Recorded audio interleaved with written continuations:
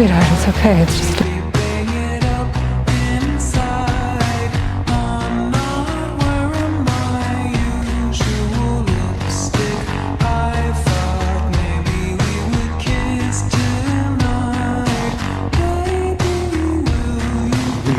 Finally came, and you brought a friend.